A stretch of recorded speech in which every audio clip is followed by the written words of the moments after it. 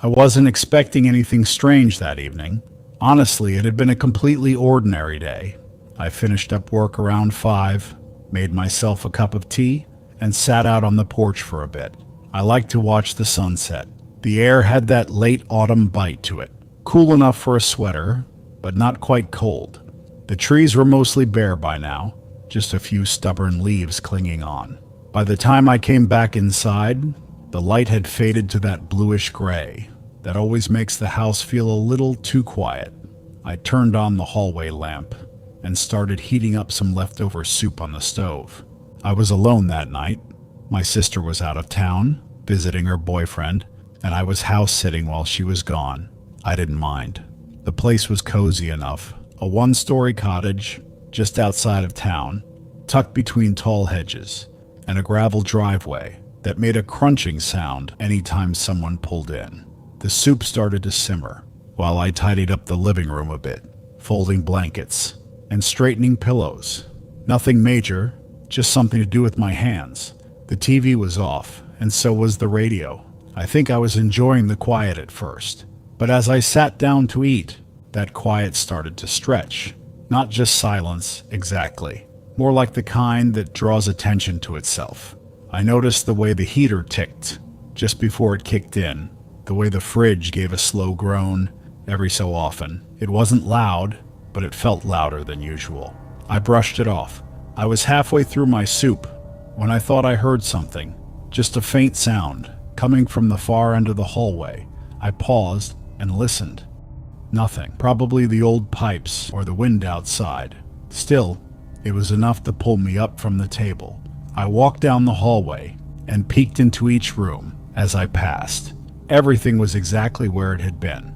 Her guest room was empty, the office untouched, the bathroom light off. I even checked the back door just in case. It was locked. Back in the kitchen, the soup had gone cold. I wasn't hungry anymore anyway.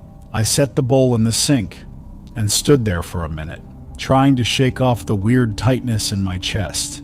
It wasn't fear, not yet, just a kind of awareness, like the house had shifted in some tiny, imperceptible way. I turned on a couple more lights as I made my way to the living room again. The clock above the fireplace read 9:42. Still early, really, but I couldn't focus on anything. I sat down on the couch, picked up a book I had brought, and tried to read, but I kept losing my place, kept glancing at the hallway, at the front door. By the time I gave up and stood to stretch, it was close to 11. The air had gotten colder again, especially around the floorboards. I noticed it more by my feet, a kind of draft, even though all the windows were shut. I wandered to the front window, pulled the curtain back just a little. The driveway was empty. The hedges didn't move. No wind, no headlights, just stillness. Something about it felt wrong. Not dramatic, not like a movie, just wrong. That feeling you get when you walk into a room and forget why you're there, and somehow it feels like the room knows. I tried calling my sister, just to hear a voice, I think. It rang twice, then went to voicemail. I left a short message, told her everything was fine. I don't know why I lied. Midnight came quietly. I sat on the couch again, hugging my knees and pulling the throw blanket tight around me. The lights were on, every single one, but the corners of the house still felt dark. Still felt like they were hiding something. The refrigerator let out another low hum, and I nearly jumped. I wasn't scared exactly, not yet, but I had this thought that something else was in the house, not watching from outside, but already inside, waiting, like it had always been there, just not ready to be noticed. I turned off the kitchen light and moved slowly down the hallway again. I wasn't sure what I was looking for. The doors were all still closed. Nothing had moved. Nothing had changed. But when I got to the guest room, her guest room, the door was open. I hadn't opened it. I was sure of that. I stood there in the hallway, staring into the darkness beyond the frame. It was too quiet, and then I heard it again, that same sound from earlier. A faint shift, like something brushing lightly against the wall. I didn't go in. I stepped back, heart pounding, and closed the door slowly. not slamming it, just steady. Like if I did it gently, nothing would notice. I went back to the living room and sat there with all the lights on, staring at the door at the end of the hallway. I didn't move again until sunrise, when the light finally started to creep through the windows. Soft and orange and warm, it felt like a release. I stood up, stretched, and walked to the guest room again. This time, the door was shut. I didn't check inside. I packed my things in silence and left the key on the kitchen counter. I locked the door behind me, not looking back. I haven't been back since. Neither has my sister. She says the house feels different now. Says she hears things at night. I told her it's probably just the wind, but I know it's not.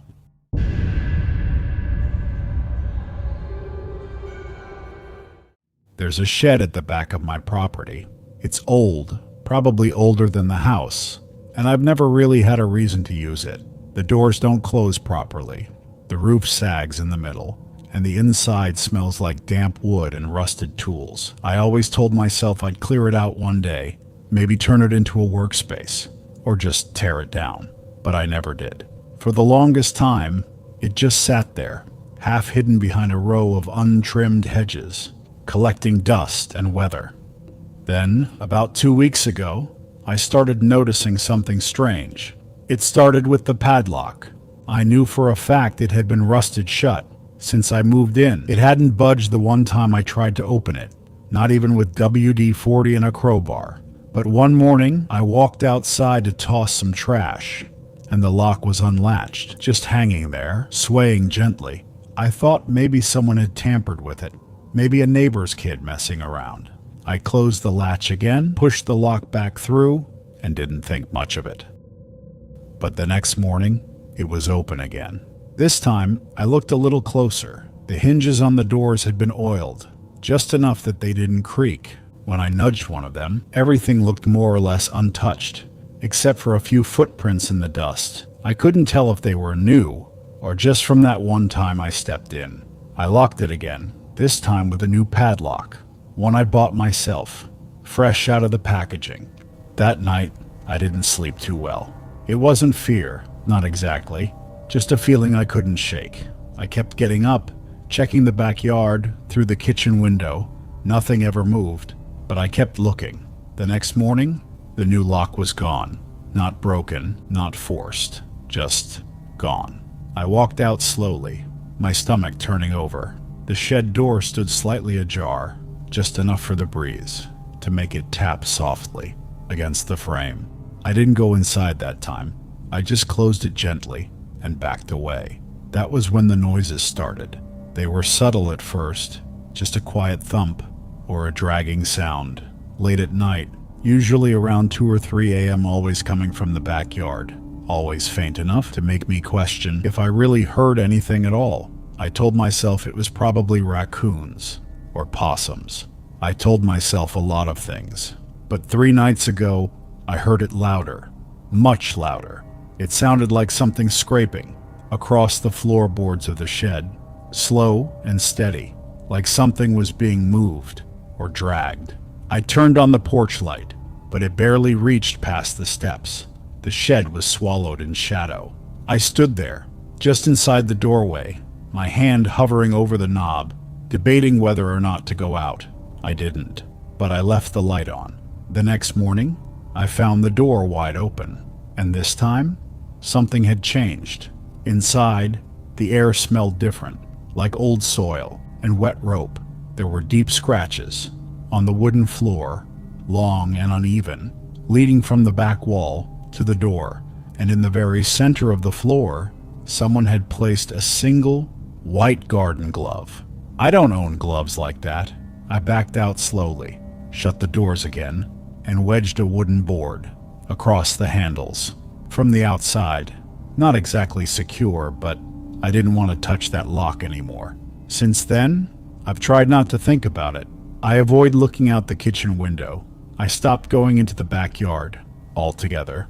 At night, I turn up the volume on the TV and keep all the lights on. It doesn't stop the sounds, though. They've gotten quieter. Yes, but not gone. Just more patient. Sometimes I wake up thinking I've heard a soft knock, not on the front door, not even at the back door, but from beneath the floor. I don't know what's in that shed or who, and I don't think I want to find out.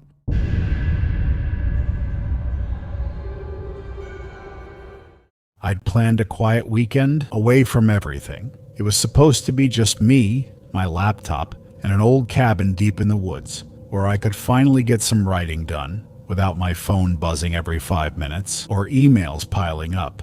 The place had no internet, no reception, and honestly, that was kind of the point. I wanted silence. The cabin wasn't anything fancy. It had a small kitchen, 1 bedroom, a wood stove, and a porch that creaked. My friend's cousin owned it, and she said I could use it anytime I wanted. It smelled like pine and old wood inside, which wasn't exactly pleasant, but I figured I'd get used to it. That first day went fine. I unpacked, made a pot of bad coffee, and even managed to write a few pages. By sunset, I was actually feeling relaxed, which doesn't happen often. The woods outside got dark fast, like completely black. There weren't any lights for miles, and there was no moon either, so the windows just looked like big empty mirrors after dark. I went to bed a little after 10. I wasn't tired exactly, but I figured I'd get an early start the next morning. The bed was stiff, and the sheets smelled like a storage closet, but it was quiet, and I guess that's what I came for. But sometime after midnight, I woke up. I didn't hear anything at first, but I had this weird feeling, like something was off. You know how sometimes you wake up, and your body just knows something's not right?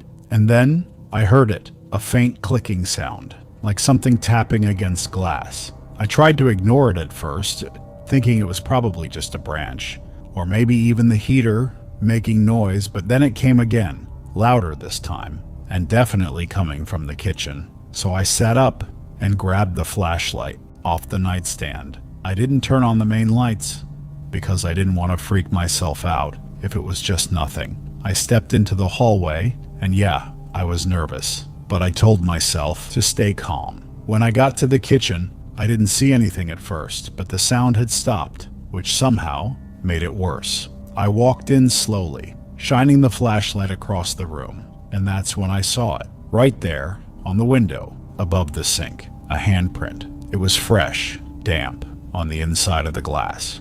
I stopped. My brain was trying to come up with a reason. Maybe I touched it earlier without realizing. But no, I hadn't. I hadn't even gone near that window. And that's when something moved. In the far corner of the kitchen, something shifted, just enough for me to notice. I turned the flashlight in that direction, and I swear, someone was standing there, just barely outside the beam. I could only see part of their leg, and maybe their arm, but it was enough. I froze. My stomach dropped. Then he stepped forward, tall, pale, wearing clothes that didn't seem to fit quite right, like they were borrowed or old. His face was blank, but his eyes were locked on mine. No expression, no emotion, just staring. I backed away. I didn't say anything at first, but when he kept walking toward me, I finally shouted at him and asked who he was. He didn't respond. So I ran. I turned and bolted, back into the hallway, then into the bedroom, slammed the door, locked it, and pushed the dresser in front of it. My hands were shaking so bad, I almost dropped the flashlight. I grabbed my phone, no service obviously, and just stood there, not knowing what to do. And then I heard him. Slow footsteps, coming down the hallway, one at a time, heavy. I held my breath. He stopped, right outside the door. For a second, there was nothing, just silence. Then he knocked. 3 soft taps, and I heard his voice, quiet, almost like a whisper. He was asking me to let him in. I didn't say a word. I just stood there, holding a lamp in one hand, like it was a weapon, waiting. He knocked again, louder this time. Once more, he asked to be let in. Then, the doorknob rattled. I nearly dropped the lamp, but I didn't move. I was too scared to even blink. And then, just like that, it stopped. The footsteps, the knocking, everything. I stayed frozen in that room until daylight started to seep through the window. I didn't sleep at all. As soon as I could see the trees outside, I slowly moved the dresser and opened the door. The hallway was empty. The kitchen was just as I'd left it. except the window above the sink. It was wide open now, and right beneath it, on the counter, was a piece of torn fabric, dark, damp, and still cold to the touch. I left 10 minutes later. Didn't clean up, didn't write a note. I just grabbed my stuff and drove until I hit the nearest town. When I told the cops, they took a report, but didn't seem too interested. They sent someone to check the cabin, but of course, there was nothing there. No footprints, no handprints, no torn cloth. They said it was probably just a dream, or stress, or maybe the isolation playing tricks on me. But I knew what I saw, and I knew what I heard. And sometimes, when everything's quiet and the house is dark, I still think I hear it again, just for a second. That same soft clicking, and the same chilling voice asking to be let in.